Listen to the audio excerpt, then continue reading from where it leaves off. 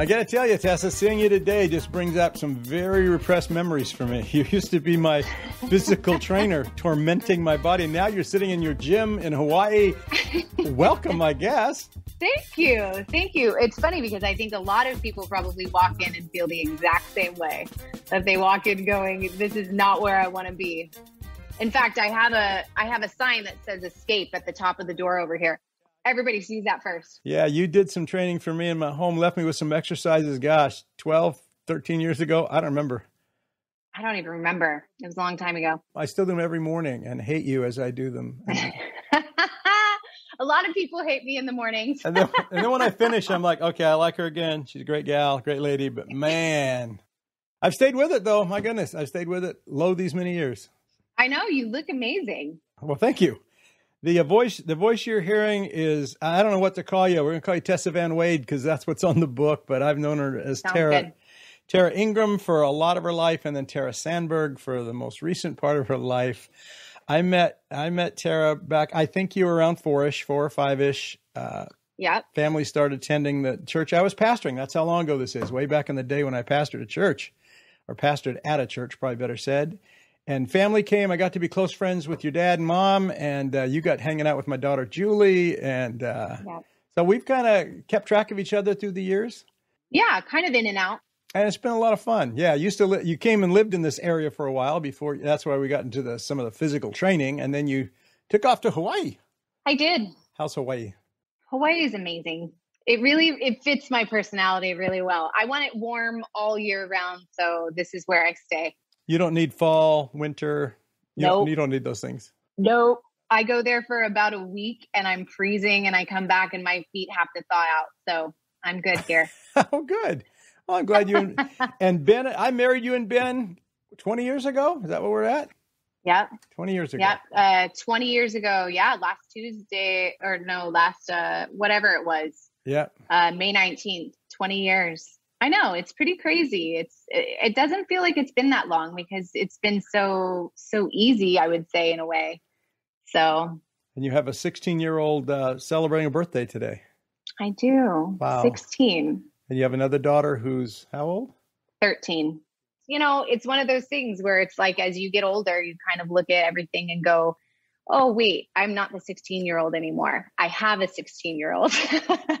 Yes. And another 20 some odd years from now, you're going to be saying, ooh, I don't have a 16-year-old. My 16-year-old has my former 16-year-old has a 16-year-old. We even think about like when you met me, I was 4 or 5. So that would put you at what age? Back then? My age? Yeah. Yeah. Well, no, I've been younger even. Younger exactly. Quite a bit younger. So we think about it a lot. Ben and I just talked about how my dad was, like we remember our parents' like 40th birthday and how everything was black and you did over the hill on the cake and you did black balloons and you did, and I turned 41 and I'm like, what is happening? I don't understand. Yeah. And from being a physical trainer, now you're kind of launching yourself on another career track, eh? Another career track. Yeah. Well, it's one you've been kind of playing with for a number of years. Tessa's written a book. She's written a number of books, actually.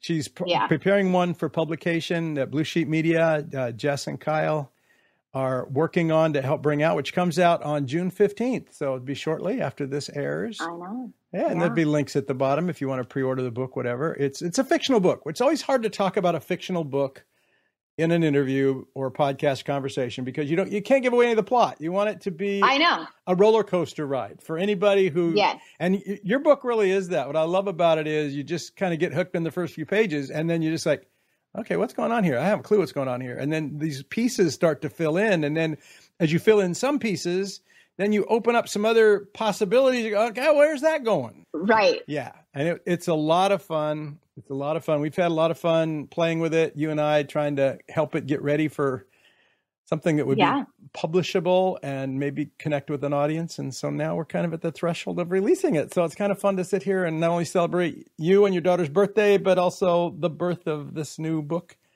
that's coming shortly. So what are you feeling inside? I mean, besides the fact that I'm super busy right now with 3 different jobs kind of going on here, but well, we've got 2 of them. We've got physical trainer and author by night. So what's the third?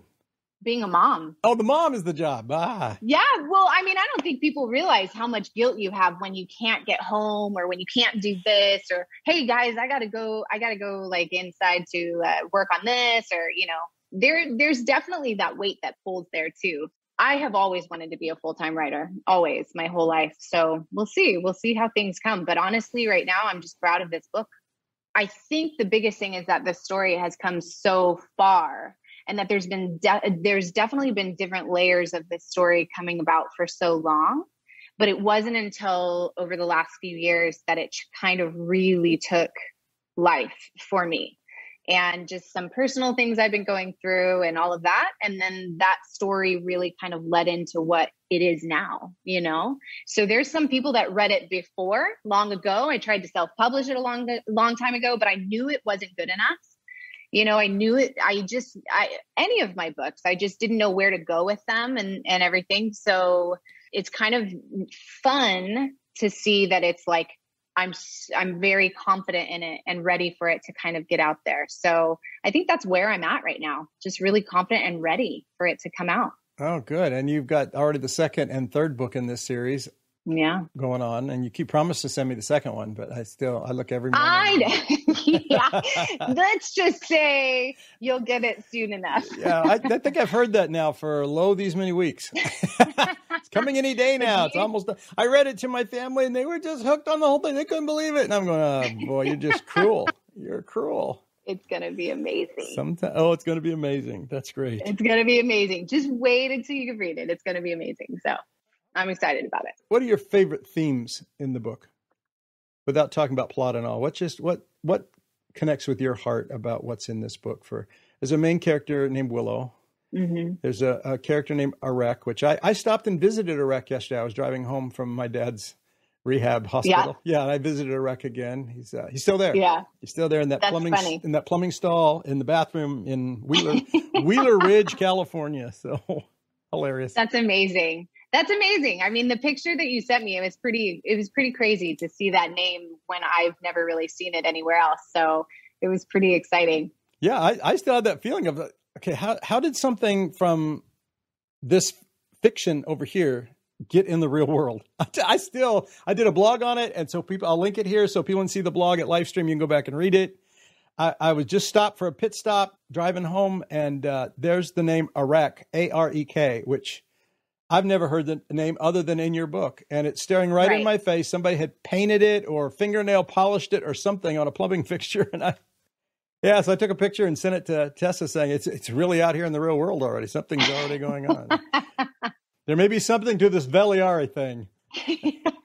I told you before, I really do, sitting back in my life, that I can't tell you how many times God has moved in that way. Like just to give me little, I don't know, just little things of just being like existence in there. It's always, I think the biggest thing is when we're listening, that's when we see it, when we're totally open and ready for it, that's when we see it. And whether that means something huge will happen with the book, whether that means something little will happen with the book, it doesn't really matter. What it is it's the heart that it brings us within God speaking through that, Yeah. And those are the kind of things that, waking up on a day where you're not feeling like going to work and you're feeling like a little bit concerned about the fact that you have a book coming up. And then you get this text from Wayne saying, hey, look at this picture that has Arek on it, and it's funny because everybody's going to call him a different name. For me, it's always been Arek. Okay.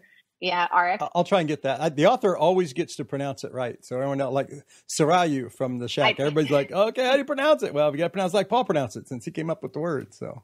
Exactly. But Arek, is that right? I'm going to practice. Is it Arek? Arek. Okay. I'm going to practice, Liz. I get it right. Okay. Yeah. So what themes in this book do you hope people hear or that you resonate with? Well, I think the funny thing is the biggest theme that has been resonating with me is the same thing that I'm noticing from everybody who's contacting me after reading it from the launch team. It's kind of interesting. I mean, who can't relate to kind of a time in your life where you feel like two different people, where you've got this transition that you feel like God's calling you to, but you're like, I don't understand what is happening at all. So, and yet I feel this fear of being who this person was over here and this transformation of where I need to be, and yet I'm not there. And so there's this battle that goes on within you that you're not quite where you need to be. And how do I sit in that place of turmoil in between? Because I'm not who this person was, and I'm not who this person is yet. Yet I know I can see where I'm supposed to be. And yet I think sometimes the theme within the book is the constant reminder that she's spending too much time looking at those two things, and she has to just be in the moment of where she's at to learn what she needs to learn. Yeah. Being in the moment is the transformative thing. It's not, right, okay, I'm trying not to be that because I was, and I'm trying to be this because that's what I quote unquote should be, is the worst Correct. way to undergo transformation. It's absolutely the worst. It is. Instead of, I'm going to live in the moment, I'm going to catch this wind of the Spirit that's blowing through my life, and look to respond in the things I'm in the best I know to respond. And that's what shapes us. Yeah, but how many times and how long do we all sit in that place of looking at who we're supposed to be?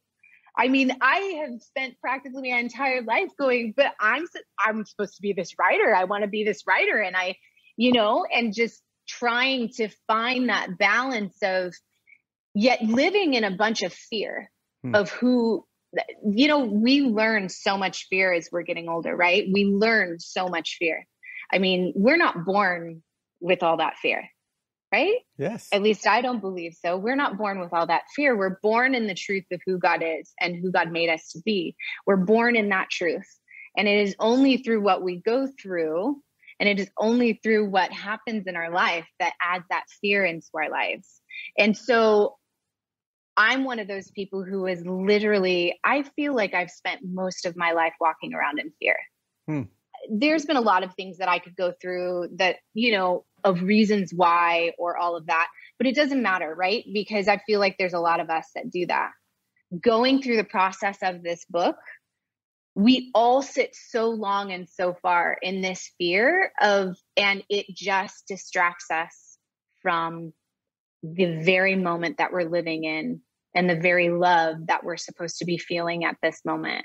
Especially when God's getting ready to turn something, that's cool. Yeah, because I think that's Out of the Shadows is I love that title, because the shadows is kind of that world that we've been drawn into by the brokenness of our humanity, by the lies of the world, by all those kind of gimmicky things. And so we define ourselves inside that. And then when God begins to shift that, we have a choice whether we're going to at least toy with this new reality or retreat to the false comfort of the lies we've always known. And that's right. Our tendency is to retreat to the false comfort of the lies we've always known. It's so much easier. It is. It's what we've known. It literally takes a new person within me, or not even a new person. It literally takes being able to get rid of the layers down to who we truly are and who we were truly intended to be. I'll give you an example. Last week, I was struggling with some stuff that I felt like I had already dealt with. I felt like it was gone. I got over that. You conquered it. You were beyond it. I conquered it. Yeah, Why is it back? Why are you back? Why are you visiting me right now? I was so annoyed with it. So it was just really funny because we were in Oahu and we were riding our bikes on our anniversary weekend, and I was just dealing with some of this heavy stuff, and I was like, what in the world, God, I got rid of you, and I have done this. I dealt with this. And I said, and one of the biggest things that has been a huge word for this year for me that God's kind of saying is no separation. And what I take from that is no separation from God, right? There is no separation from God. We are with God 100% all the time, completely hand in hand, molecule to molecule. We are with God 100%. The problem is that I was like, but God, I did that old prayer that I used to do all the time. Like, what is separating me from you? What is separating me from you? And the funny thing is because of the new person the new person I've become and the things, the steps that I've taken, I realized, God spoke to me. He goes, there's nothing separating me from you. It's only in your thoughts, and it's only in your guilt or your feelings or all of that. That is the separation. So just know I'm here. There's no separation. So I think that if you ask me about themes going through the book, that was huge for me. Right. So. Yeah, that's good. You're getting very close to something that I think people will treasure from this book. I hope they do. I hope a big takeaway is this thing you call tracing, which we don't have to talk in detail about it, but just in some, let me tell you what I think it is. You can tell me where I'm getting it wrong, but there's this quest for what the real identity is. She's not even sure who she is. And then as she begins to discover that, there's people that want to influence that negatively, and they have an ability to project their thoughts into her thoughts, and they become very convincing to her. And so she's being taught this that's what tracing is. Tracing is using the thoughts and emotions somewhat. She's nodding. For those of you who can't see, she's nodding. So I'm on the right track here. And then out of that, they teach her how to know there's another rhythm. There's another beat. There's another voice to be listened to, and how to begin to get your mind away from the false voice and kind of set your heart, set your pace, set your wisdom on that other beat that's under. And I think that's just a brilliant piece of this book that speaks so clearly to what I think spiritual transformation is for a lot of us. How do we get our hearts out of the darkness of the world and our minds and our thoughts and begin to track with God's thoughts and God's heart? And that whole thing you're talking about no separation. We're right there. He's in us. We're in him.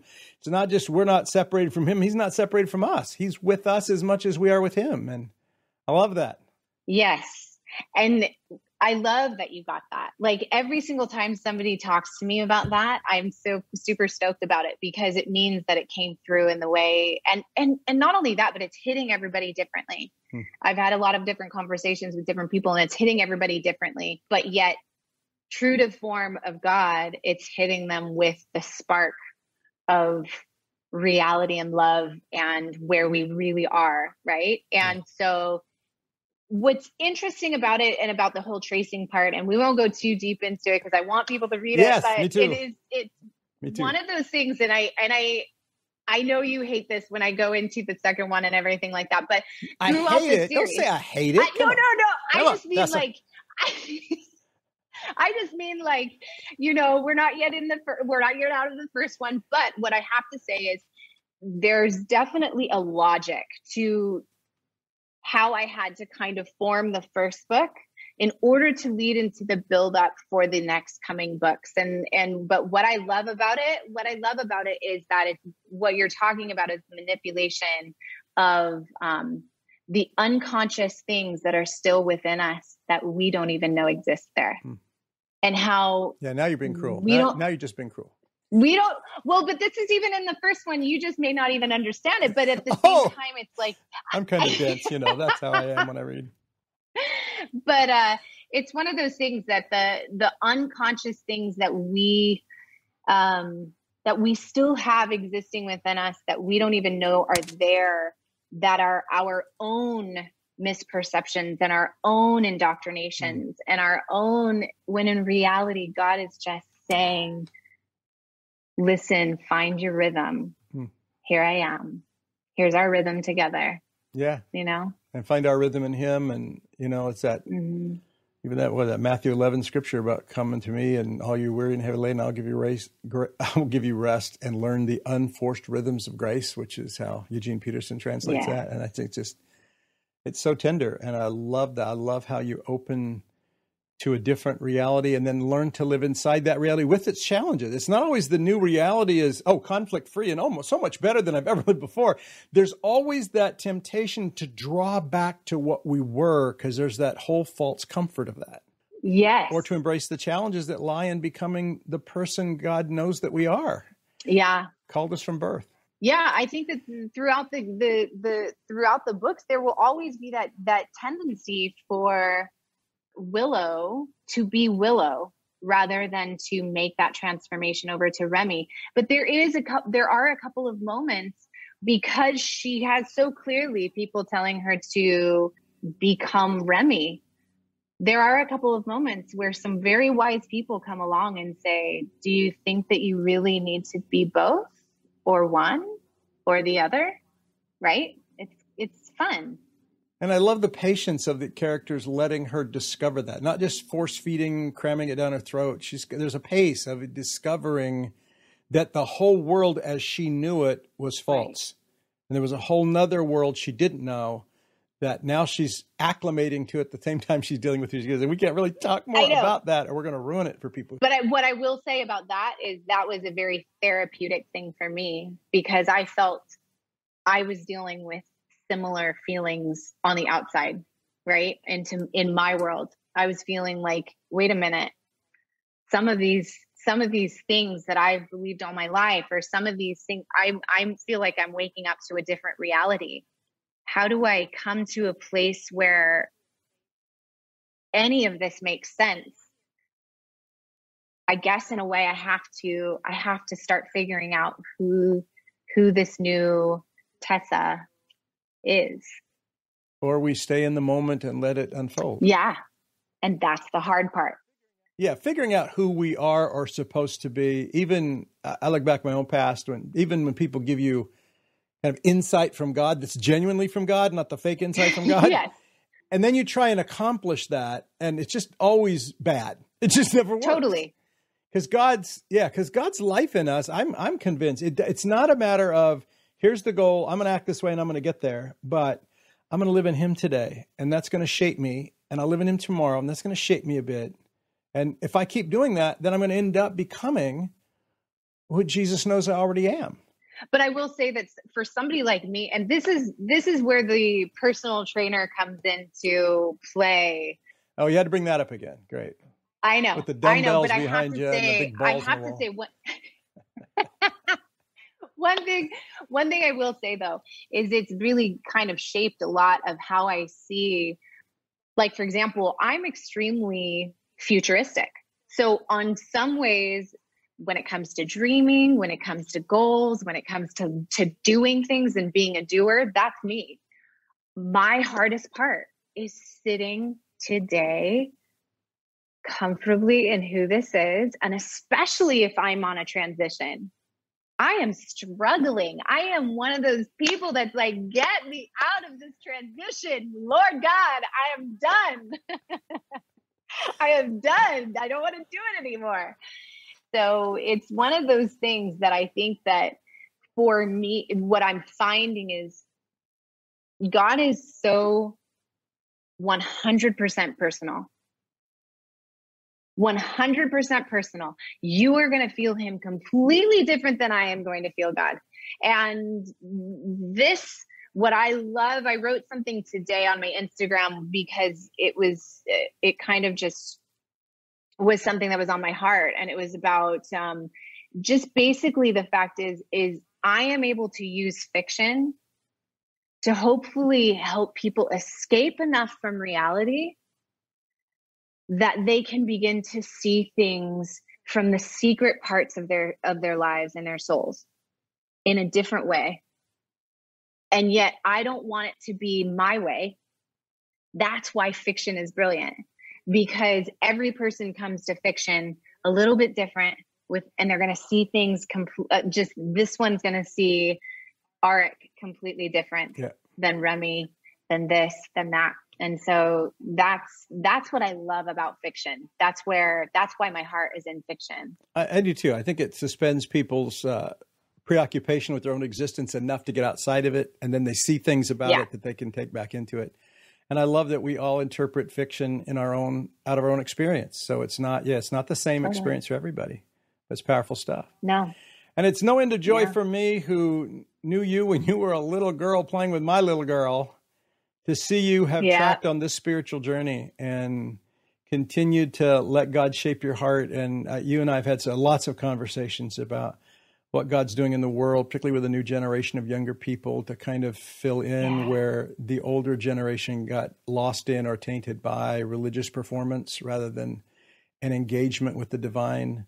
Right. I've loved our conversations that explore that as well. Just beyond you as a writer, I really enjoy you as a person. And good. And Sarah and I are going on a long trip next week. I'll just tell you this, so you're aware. We're going back to Denver to see my boy, and I got lots of time to read to her in the car. So if that ministers to you in any particular way or gives you any insight, that'd be awesome. Okay. Yeah, I'll do my best to work on that for you. So by Tuesday, it will be good enough to share with somebody who cares about you deeply. Yeah, it could be fun. That's funny. Yeah, no, it's not I can't funny. wait. I really can't. And I promise it's a you serious I'll get it appeal. to you, but I just cannot wait. It's a serious appeal of mercy and whatever to go. So that's awesome. Yeah. I will do my best to get it to you. So where have you come out of the shadows? Because this book seems to be a little bit autobiographical, not as to events and story, but as to person's character. It became that way. Yeah. It became that way. Can you just share an experience from your life that is kind of an out of the shadows kind of moment, thinking one thing was true and then finding out something else might be true and then trying to find your way into that? Is that a fair question to ask you? Yeah. I think the hard part will be answering. Yeah, well, that's always the hard part. That's why I like asking. I'm often on that side of these conversations where people are asking me stuff. So it's always fun for me to get on the side of asking and watching people just kind of, oh my gosh, where is this in? Yeah. So twist in the wind if you must. Well, I mean, I think that I've had, I think I've had plenty of instances in my life where I feel like I have come out of the shadows, but I would say, I'll just kind of give you I grew up in that small town that we grew up in, and Visalia, California, awesome town. I didn't grow up there, but my daughter grew up there with you and my son. Well, I come from like 17 generations of Visalians. So, so there, and so it's interesting because, I think the biggest change for me started coming as soon as I actually left Visalia at 19 and I moved away, and I came to fall in love with some coworkers that I was working with at the restaurant that I was working at. And I remember I was standing with a man, and he had been extremely hurt by the church. And we were in between going to the tables, and we were, so we didn't have a lot. It was a kind of a lull time. And so we were just kind of enjoying each other's company. But he knew the small town girl that I was. I mean, I was still 19 at the time, and he knew the small town girl that I was. And he had some things about him that the typical church would not be embracing of. And we ended up having a talk about God. And he was like, well, I know you probably don't. And I looked down and I said, oh, I love you. I love you. And I know God loves you. And that is all we need to discuss right now. And I remember walking away from that. And it kills my heart to think of the 19-year-old walking away from that. And on one hand, I was absolutely telling the truth. On one hand, I was 100% telling him exactly what I felt.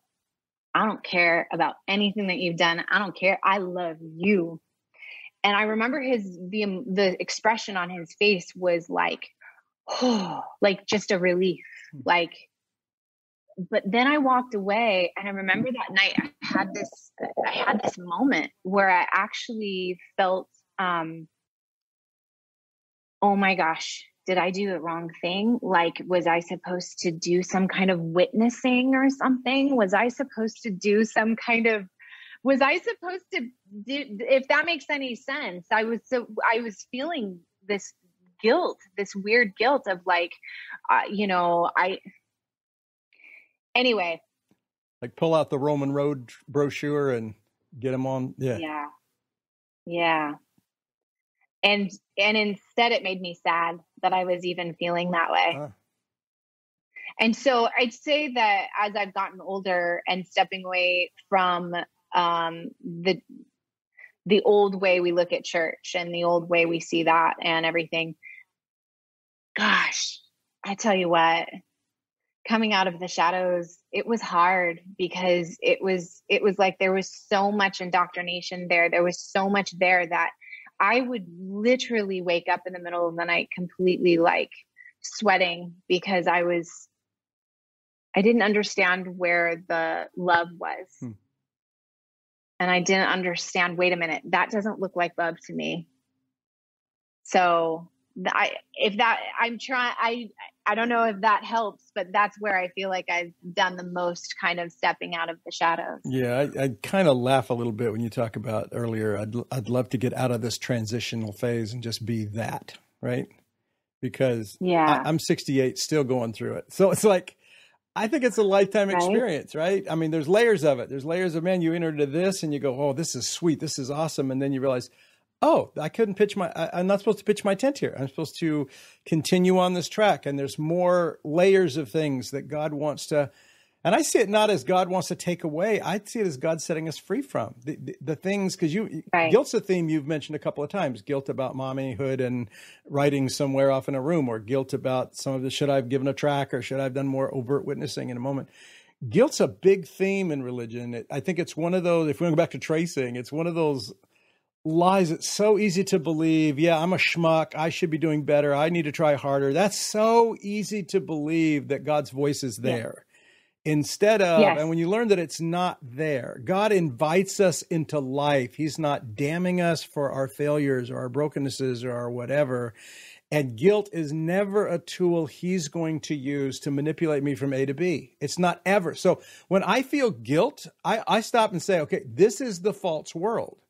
And that doesn't mean I can't be guilty of wrong things, wrong thoughts, wrong whatever, but it's not guilt that will lead me to transformation. In that space is where I've got to find a different rhythm. And I think when we get into moments where we're more open to what God is showing us, instead of just being driven by our own thoughts or people around us or the religion stuff. And it blesses me to know you have somehow found your way out of some of the religious stuff you grew up in. And some of it was not just from our church, but some of it was pretty strict and and your parents obviously were touched by that. And yet you've come out of that with a passion that has not been diminished for God and for his life in you. And I love that, because so many kids didn't make it through that transition. They got disillusioned by the one and they didn't find the other. Or they didn't embrace the other. I don't know how we'd say it. How would you say it?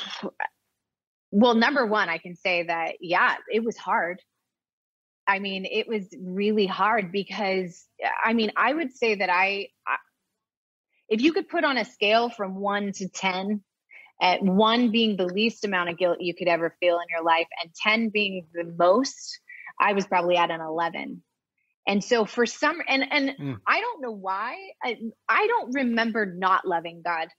I remember from day one, there was never a time where I didn't just have this passion for God and everything. You remember day one? You remember laying in that hospital bed going, wow, God loves me? You got better memory than I got, kid. But I'm sure I was probably doing that. But okay. I say that with the intention to say, yet I was ransacked with guilt.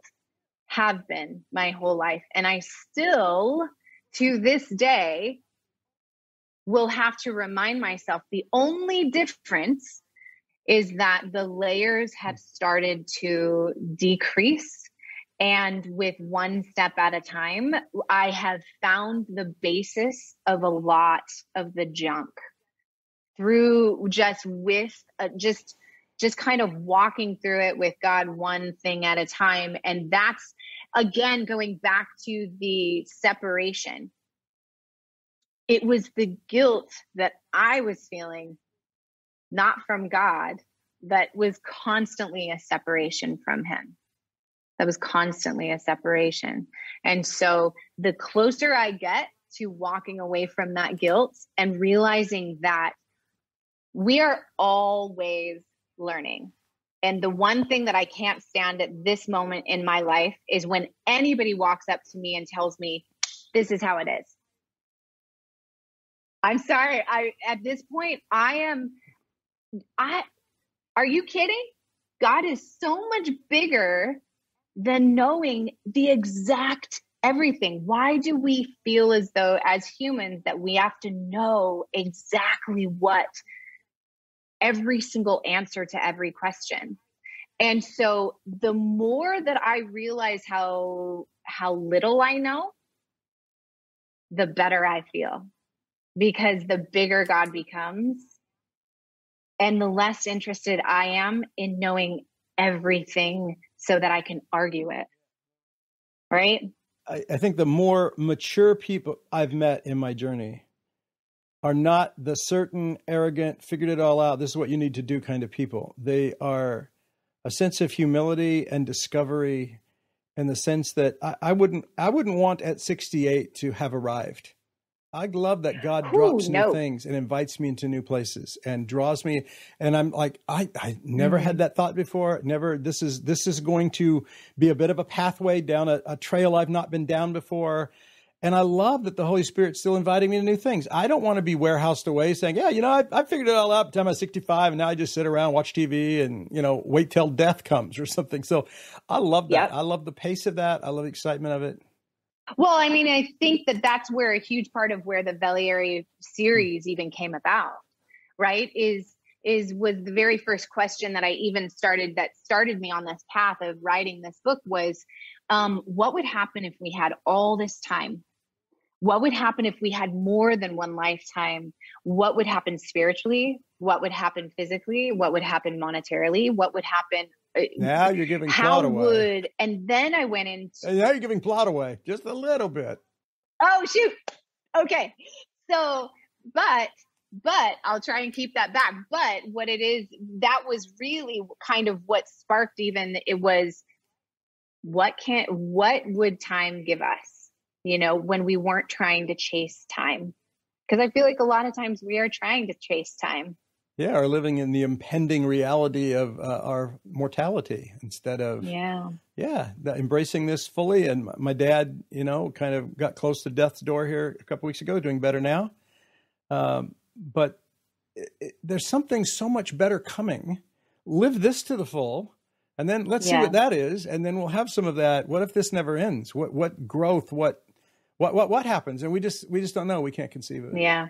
One thing I want to say before we're done, we're just about there, but I really, what you're saying about guilt, and I think this is where religion has failed us so much, because when you say the guilt thing is imposed, and it is self-imposed, right? We make ourselves feel guilty, and then we distance ourselves from God. Right. Well, what if the religion in your life looks to exacerbate that guilt as a way to manipulate change? Absolutely. Because now you've got God's voice attached to the accusing voices in your brain or your friends or your family or whatever. It's God's the accuser. God's that guy. Yeah. And I think that's what is so hard to help people discover, this tracing of unforced rhythms of grace. And it's not your loves, you can do whatever you want. It's your loves, you can be free to be who he's made you to be. And live in the joy and freedom of that and be part of a greater purpose in the world.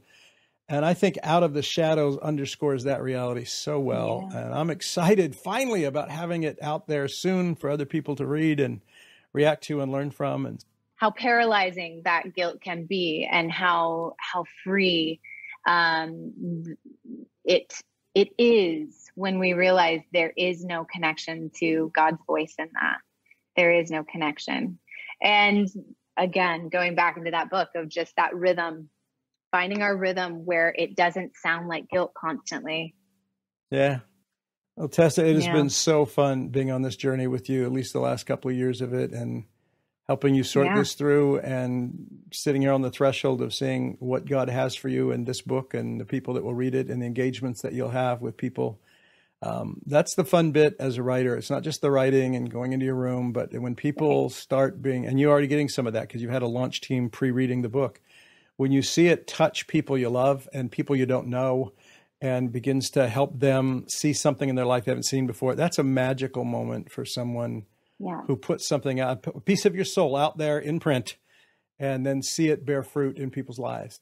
It is a piece of my soul, and it was very terrifying. And I will tell you that the best compliment that I can get is that somebody felt like they experienced something just a little bit different from it, you know? That's great. So yeah, I'm excited. And I thank you. Thank you for having me here. And thank you for helping me. It's been awesome. It's been a great joy. Someone said, I heard this around Mother's Day. It was some quote from somebody. Having a baby is like taking your heart out and setting it in the world for a mom. Yeah. At that band. Yeah. And so is a book. A book's kind of like that. Yes. too. You put a piece of your heart in the world and people will mock it. People make fun of it. People will despise it, and other people will be touched by it. And it's just a journey. And we'll stay close as we work through it all, and love you a ton. I'm ready. I'm leaving Tuesday. So remember that, the book, thing is part 2. Something. I will do my best on getting that to you. I want you to love it, Wayne. I will love it. I want to read it. And I'll let you improve it past me reading it. That's fine. It's not okay. Okay. Yeah, it doesn't have to be perfect when I get it. That's the point. I'm your friend, and we may crawl in saying this might need a little work here. This might need a little work. You got it? I got it. I'm ready.